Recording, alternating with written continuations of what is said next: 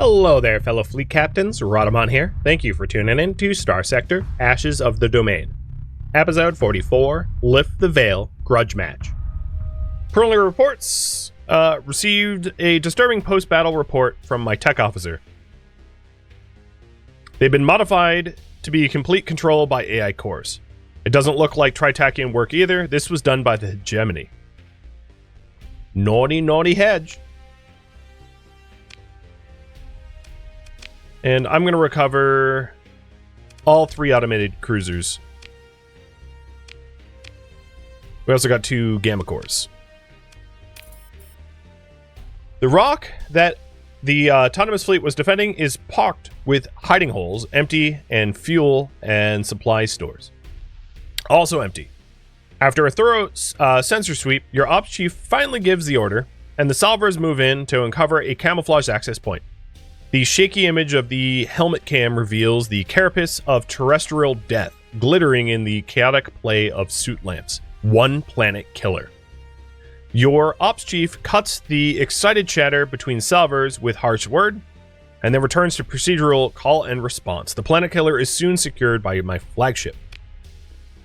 A lost planet killer is an object of dread, which looms over every human in the Persean sector. It is the bane of Opus, of Hanan Pancha, and the other worlds such atrocities were unleashed upon. Many, a powerful faction, will want to secure this weapon so that they may not be dethroned in a shock atrocity, and many minor faction will use it to secure respect and protection. Lud only knows what the Pathers would do with it, to say nothing of pirates.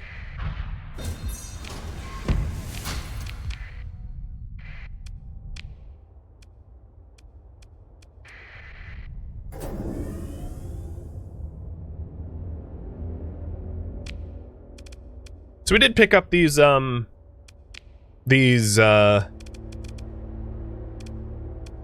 ships, which we can put alpha cores in as pilots. They're just, to me, trophies. So much so that I'm going to strip them.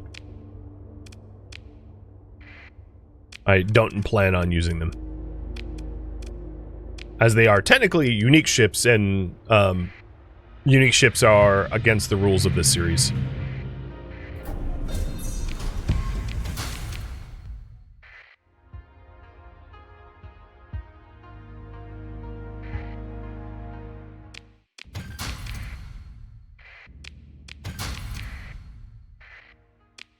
And here is some, oops, meant to pick that up.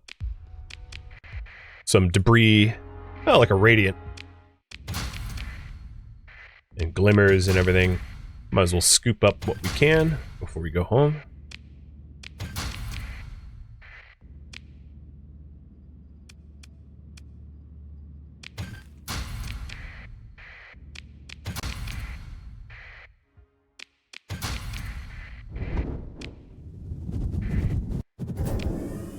Alright, we're heading back to Anyang, to the gate, and then over to Zeta Zenor's base to hand in the planet killer. So that the Pathers stop messing with us.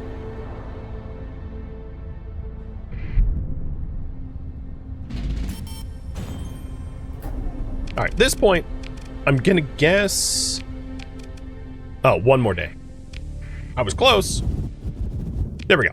So now, Orbital Skunkworks is back online. And as a result of that, if we take a look at the megastructures here for Pluto mining, I now have all the resources required to be able to restore it without penalty for the Optic Command Nexus. The thing is, that cost is pretty steep. So I'm probably going to wait a month to start restoring that, because I don't quite have that much money and I don't want to go bankrupt. So I'm going to have to do some more like smuggling and the like before we really kick that off.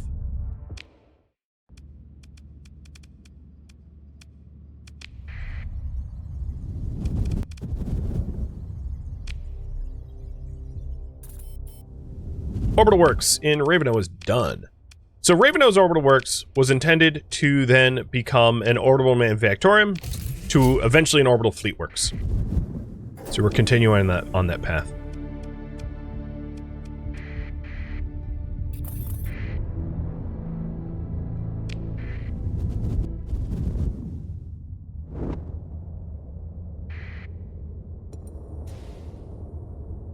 And the Paragon is done in 14 days.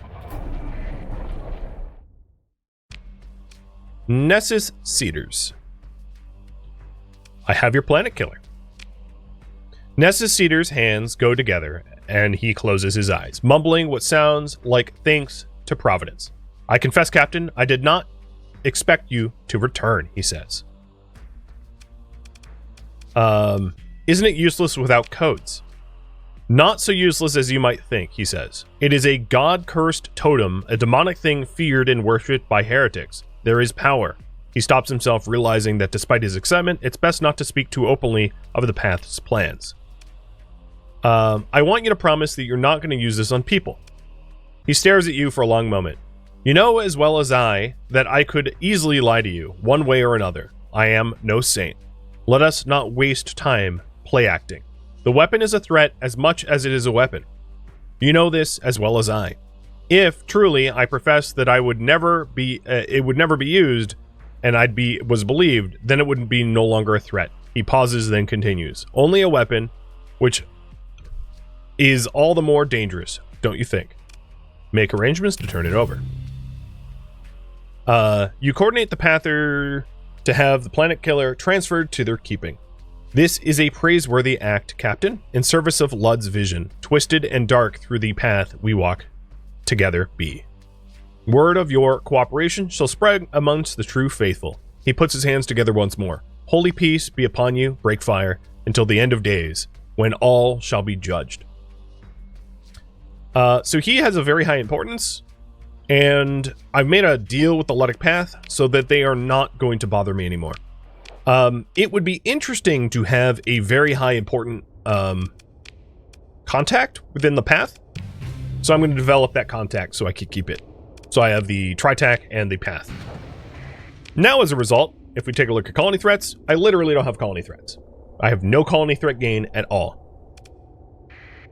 Which means there are a few different things I could do right now, but one that I could do is to try to clear the veil, and the other would be to start employing AI cores where I see them fit. So I'm going to poll you guys on that. What should I do next? Clear the veil fight? Or start using AI cores around the Empire?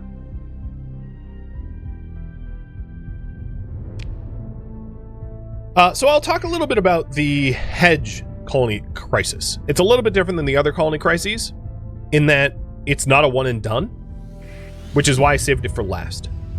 The hedge colony crisis happens multiple times, and each time it happens, it's incrementally more difficult. So what ends up happening when we start the hedge colony crisis event is that they will do AI patrols, AI inspections, to inspect for AI usage. Basically, they harass your colonies, and then they eventually send out like inspectors, kind of like UN inspectors, you know, inspecting for nukes or something like that, and they force like all the ships that they interact with into inspections, and it's relatively obnoxious. I'll just be blunt. It's a relatively obnoxious thing that they do. So once we go down the path of starting to use AI cores, they're just going to keep harassing us until it escalates into like full-on conflict, which is totally fine. I'm all about getting ready for that. That part I'm not concerned with. Right now, I think what I'm going to do is drag these. I'm going to drag one of the AI ships around with me so that we can remove demods for it. And I'll just add a AUG drive to it. I'm going to keep it stripped. I don't care to use them, so I'm not going to be hooking them up with trimmings of weapons or anything like that. Alright. I am planning right now to do some smuggling into the core so that we can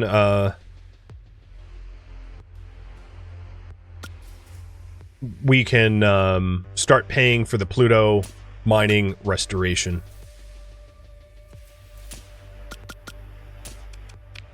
So, volatiles to Kanta, organs to Kanta, drugs to Thule and Epiphany, heavy machinery to Cheseldon. I'm going to just dump the metals away because I'm not going to find a buyer. 1,500 of these.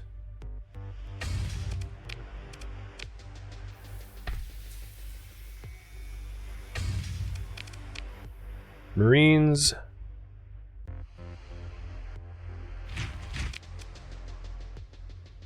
Oh, Kanta also wants Marines. Fuel, and then the rest of it supplies. Highest buyer of supplies that I'm heading to is Cheseldon. Alright. Cool. Another thing worth noting is just because I don't have the... So, like, the colony crisis from pirates is negated by Kanta's protection, but that doesn't necessarily mean I'm good terms with pirates. They hate me about as much as they could hate me, and the same is true of the Luddic Path. I'm at negative 90, only gone up 10 by giving them the planet killer. So they're still hostile to me. They just won't threaten my planets in the way they used to. Alright, if you haven't voted yet, please feel free to do so, because it's a pretty close poll.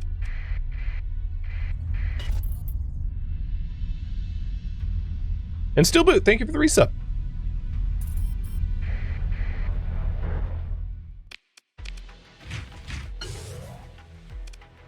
Wait. Oh, okay. Yeah, it was in demand. Okay.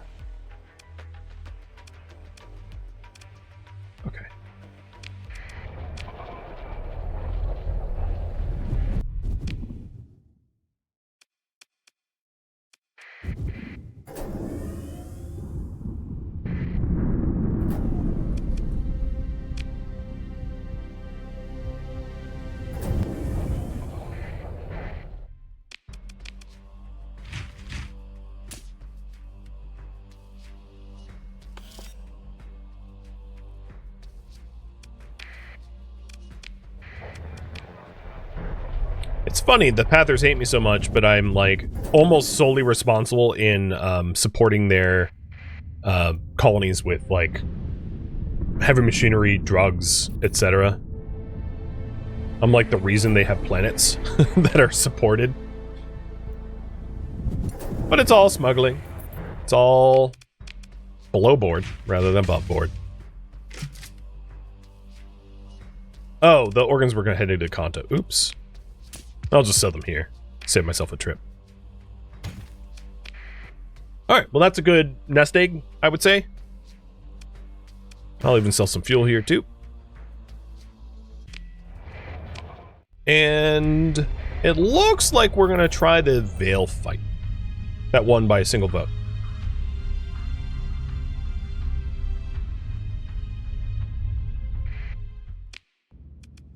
So let's hook up those last two Paragons and head back to the Veil. And now that the Skunk Works is fixed, it will start rolling out much better ships. So here's a raffle timer for the two Paragons above my head, as they are getting fielded now.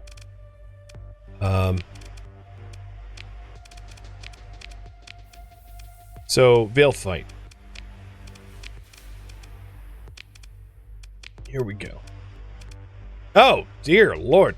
So one of the Paragons came with demods because it was made when our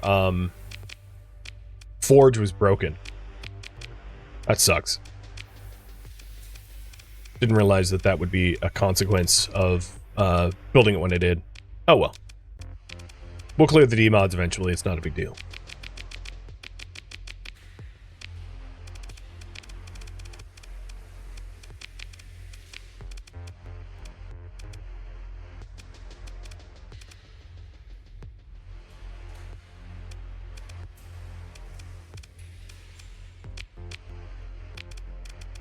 Alright, so here is my giant fleet heading back to the Veil fight. Really no guarantee that I get it right the first time, but I'm going to try and try again. We can think of it as like battle simulations. So here's the two paragons. We have the Zodiacal Light refitting for the BFA Paragon. And then it has a faulty power grid and unreliable subsystems, but we'll get those cleared soon. So we're going to do build-in AUG drives.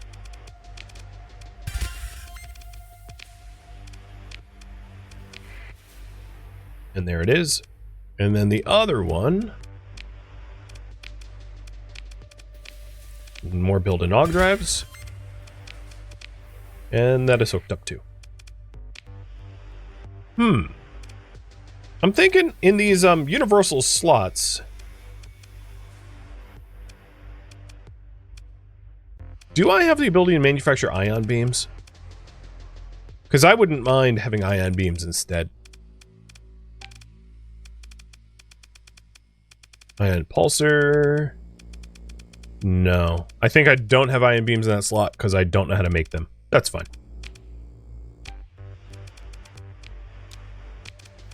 Oops.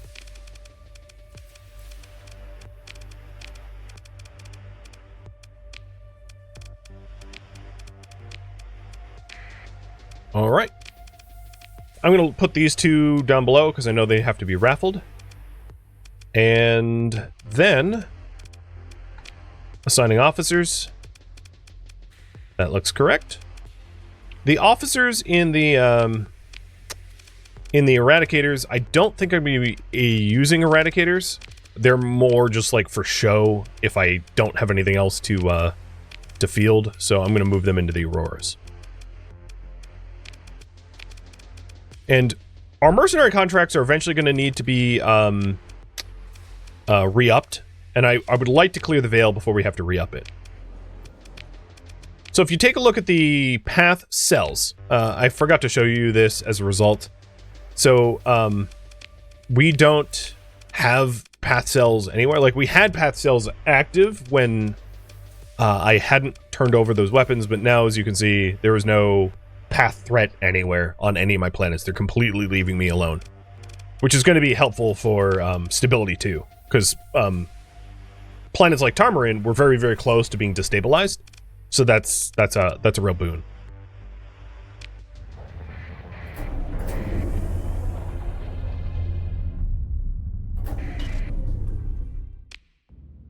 So the veil was through Meropia and over at Dagon.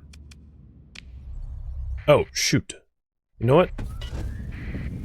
I need more fuel. Maybe we're fine. What's my fuel range? Yeah, we're okay. I should have gotten more fuel, but it's not a big deal. Do I have an extra colony item for the orbital manufactorum? I don't. But what I do have, actually, is the ability to... let's make a pristine nanoforge. Thanks for reminding me, by the way. So I'm just going to straight up make a pristine nanoforge for Raveno, because I have the blueprints for it. Sounds good to me.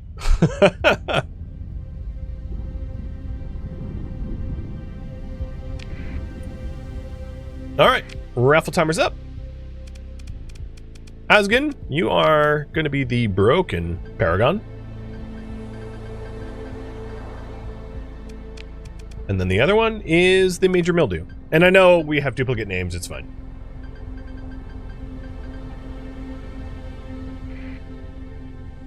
Alright, gonna save. And let's get this crazy fight kicked off. That Pather was like, oh god, run! Because yeah, I mean, this is a death fleet. This is a grand armada for sure. Alright, what gravity well is it?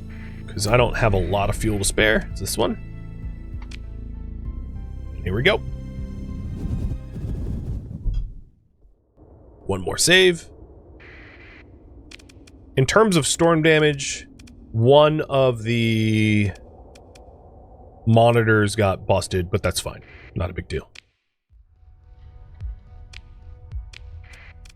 So I'm going to take a slightly different tact with this fight.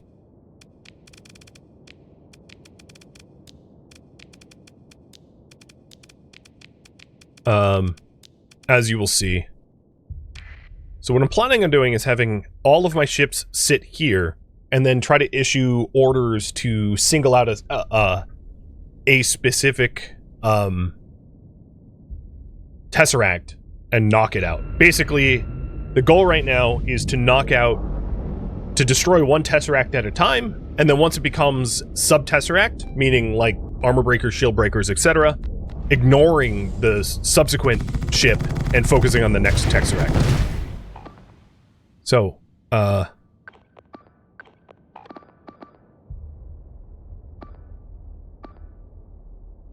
that's the order.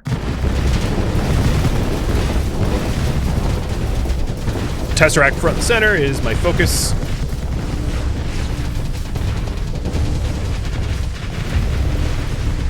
There goes one Eradicator, it's fine. And a Monitor, that's fine.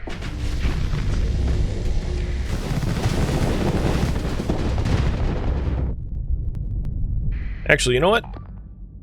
Everybody focus on this Tesseract.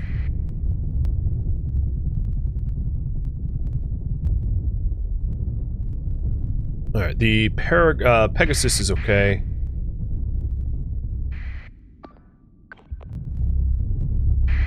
Basically, I'm looking for an opportunity to, okay, that Aurora is not good. I'm looking for opportunities to single an enemy out and strike.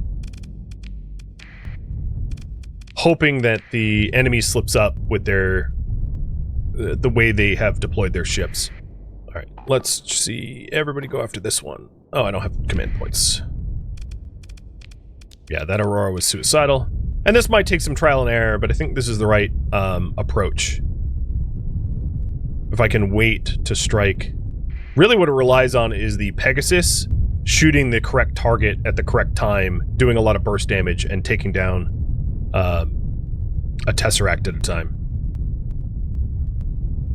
Which they don't always do. The AI pilots are... Okay, so one facet got destroyed. And I don't have the command points yet. So obviously my flux is high, and they're going to be focusing on me, but that Aurora actually just bought me time. So as soon as this Tesseract on my tail is gone, I will disengage and vent.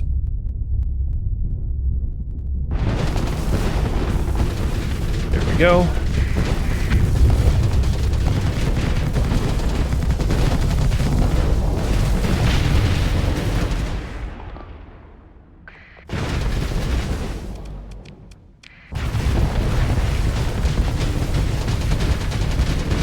Come on.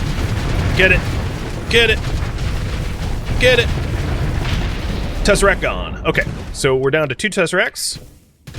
I want everybody to focus the... Oh, I don't have command points. That's okay. This Pegasus is probably going to get popped here in a second. Yep, that's okay. Get another Paragon out.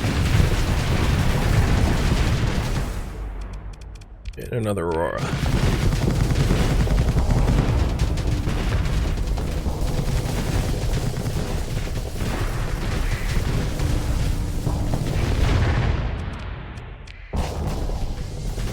Paragon, put your shields up.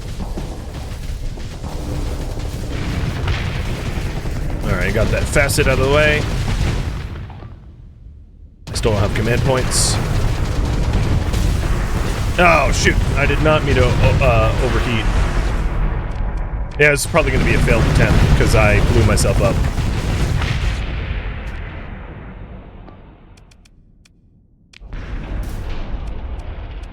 But I'm not going to give up just yet. I'm going to play it to the bitter end.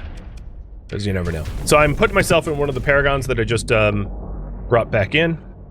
And hopefully I can control... I don't know if the weapon groups are correct, but we'll see.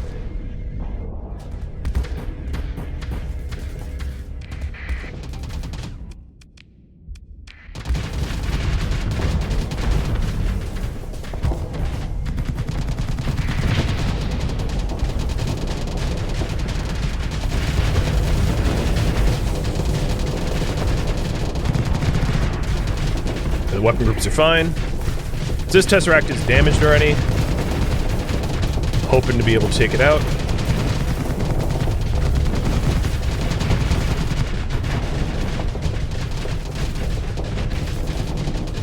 Did damage to it, but didn't take it out.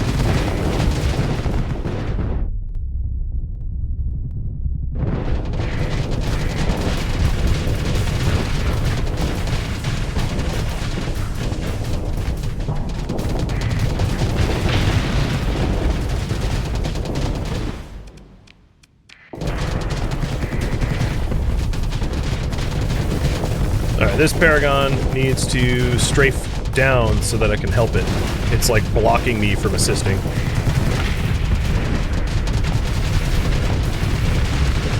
There we go. Come on. Just a little bit more. There we go. There's another Tesseract. So they're down to one Tesseract now. This is looking pretty hopeful.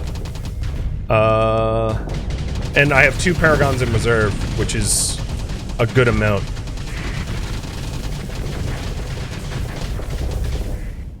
So, one Aurora just dragged a Tesseract away, but I'm issuing an order that everyone... Okay, that Aurora's gone. I'm issuing an order that everyone turtles up in the middle together. Safety in numbers and all.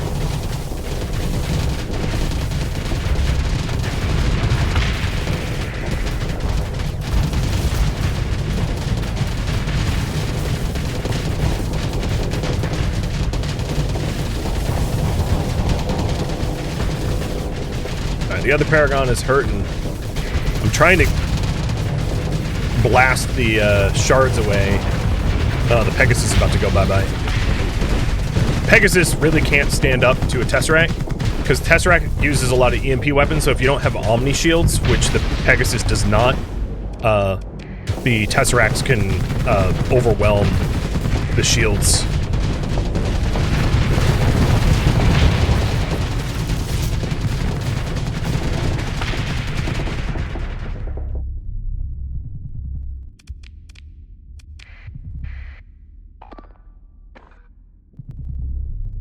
Alright, I'm gonna turtle and try to back up and vent.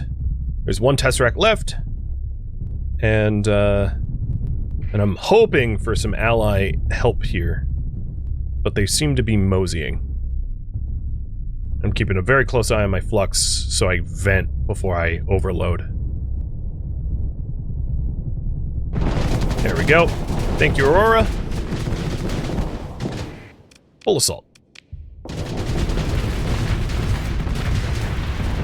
Aurora sacrificed itself for me. I'll try to make use of that sacrifice.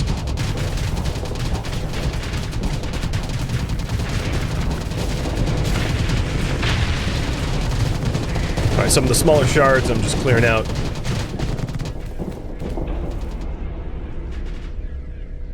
And then this Tesseract's front armor is pretty busted up. So we should be able to get through its armor pretty easily. Well, easily is maybe an exaggeration, but like, we should still be able to do it. Problem is I'm having trouble getting in front of the other Paragon. Oh, there we go. That's progress. Vent, dude, vent. Vent. Paragon, vent. Why aren't you venting? There we go. Alright, the Aurora is almost done, busting up all the smaller shards, and then we just have one Tesseract left. Yeah, this is definitely gonna... I don't see us losing this.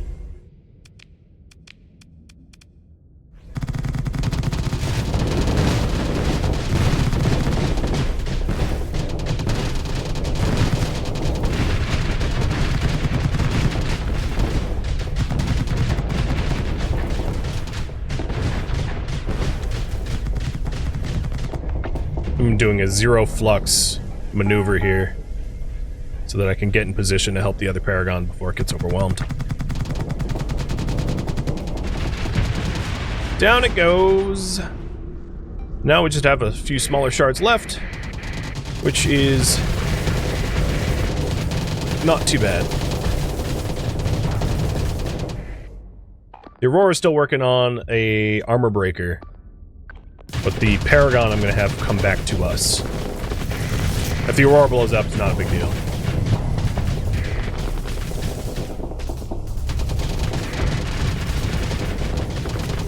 There goes the Sinister Shard. Good. Alright, the other Paragon is like... The Captain just keeps parking... Well, it's really the attack facet keeps pivoting around so that I can't get a shot on it using the other Paragon as, like, a body block, which has been really annoying. And the other pilot just won't get the F out of the way. He's just... Oh, he did blow up the facet, though, so I guess there's that.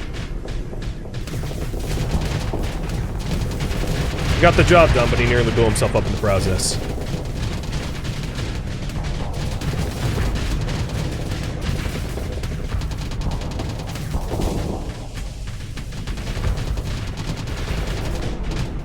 The list of D-mods after this fight's gonna be fun to see. Yeah. And there goes the Aurora.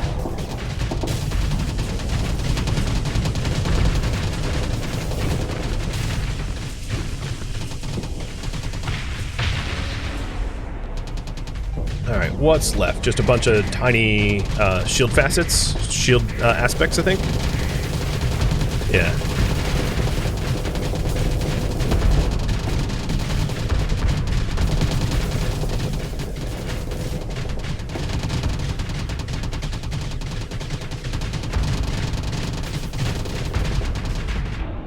There it is!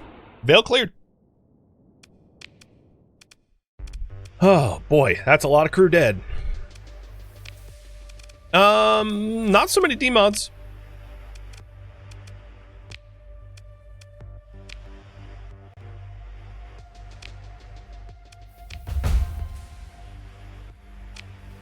And this is what we salvaged. Research Databank, Corrupt Nanoforge, the hyperdimensional processor. So the hyperdimensional processor is the required item, and as you can see, it has a value of like 10 million. The required item in order to do the endgame, the in-game research tree. Cheers. And then this is a Turing engine to be installed in the Stella Manufactorum, which is gives you the ability to produce AI cores. Melodic Church Blueprint for some reason, Scarab, Monitor, and Zyphus Wing.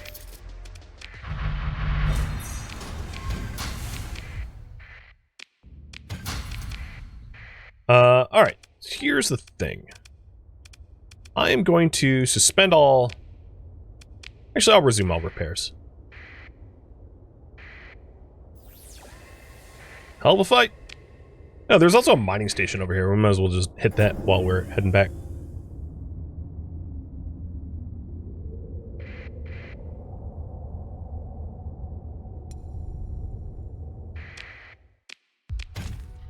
No. Betacore.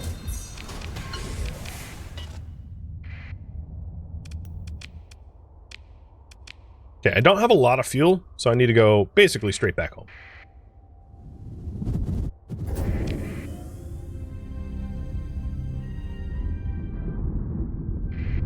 And because a lot of the ships got blown up, need to avoid storm damage as much as I can.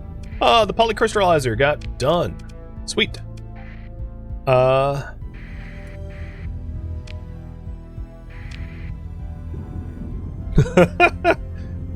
Pathers were like, oh, you want to fight? Wait, no, we don't want to fight. Alright, there is... The gate is near this bridge point. I'm almost out of, supplies, so I'm going to suspend repairs. Oh, Jesus.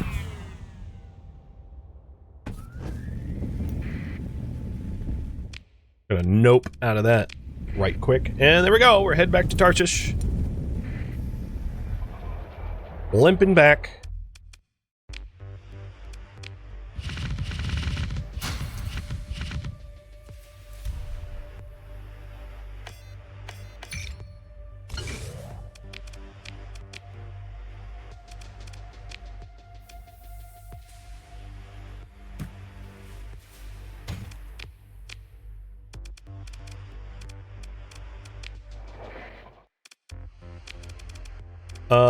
Resume repairs. I was like, why can't I? There we go. So now all the ships are fixed. Perfect.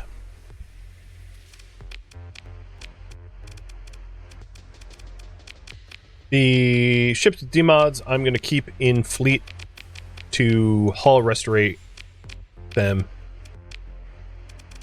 I'll keep these ships in fleet. And then I'll also take one of the AI ships to fix them up too. So I'll take the Dominator.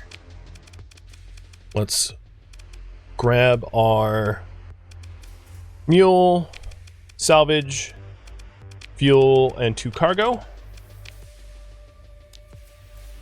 And then I want to go install the hyperdimensional processor into our fleet, or into our research facility.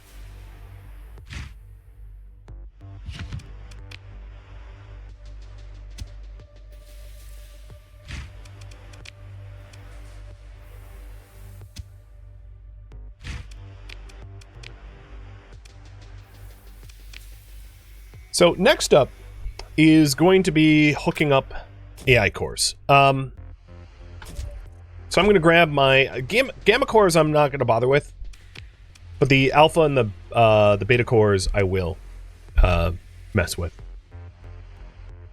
The other thing I'm going to want is, if we take a look at the research tree, now that I have the hyperdimensional processor, mega assembly structures require a catalytic core and a combat drone replicator, which I do not have.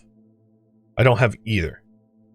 Domain blueprint standardization requires a biofactory embryo and a pristine Iniforge. I don't have a biofactory embryo, so I can't get that research either, which then eventually leads to the Stella Manufactorum.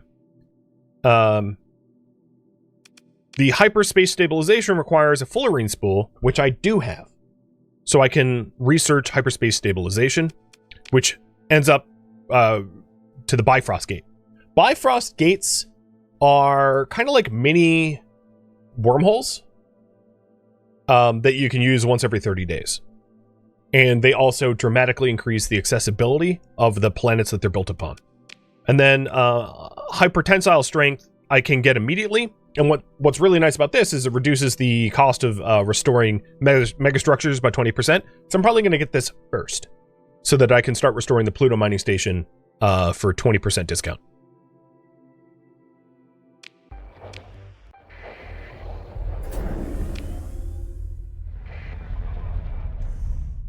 All right, we are heading over to Beta Vigri to hook up all of the science.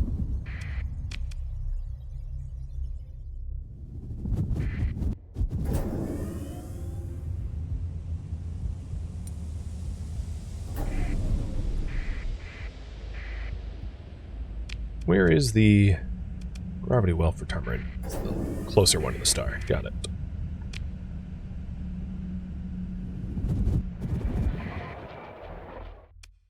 All right, so the way this works is the research facility, we install an item, hyperdimensional processor, unlocks the experimental tier of the tech tree. Done. And then I did come away with 1 extra databank, so I'm just going to drop it in there. Cool. So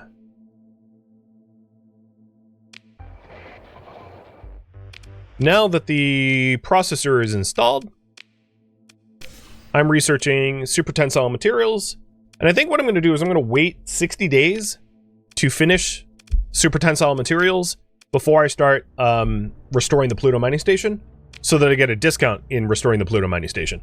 Might as well wait 2 months for a discount, for a 20% discount. That seems reasonable to me. All right, the current priority right now is to start using AI cores in the Empire.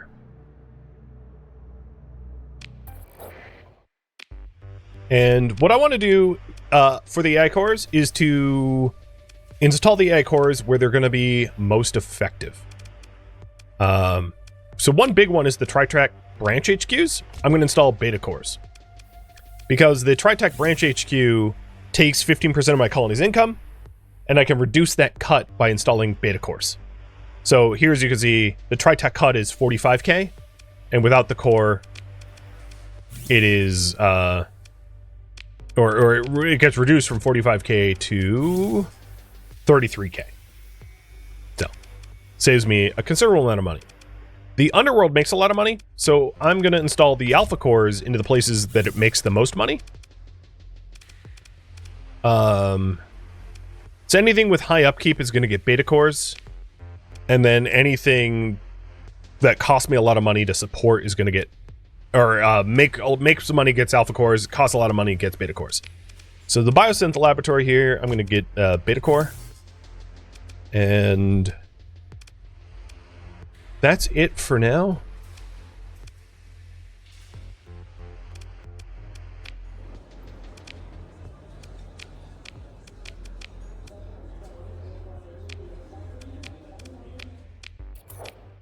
Let's go over to Rivendell. Thank you for watching Starsector Ashes of the Domain, which originally streamed live on Twitch. If you have any feedback or questions for me, let me know in the comments below. If you would like to catch a live stream of mine, Rhadamant.com has my stream schedule and countdown timers to upcoming streams. If you would like to join my online gaming community on Discord, Rhadamant.com has a link to it, as does the description of this video. Thank you so very much for watching, and a special thank you to my Twitch subscribers, Patreon patrons, and viewers like you that support the channel and made it all the way to the credits. Thank you so very much. I hope to catch you next episode or an upcoming stream. Farewell, fellow captains.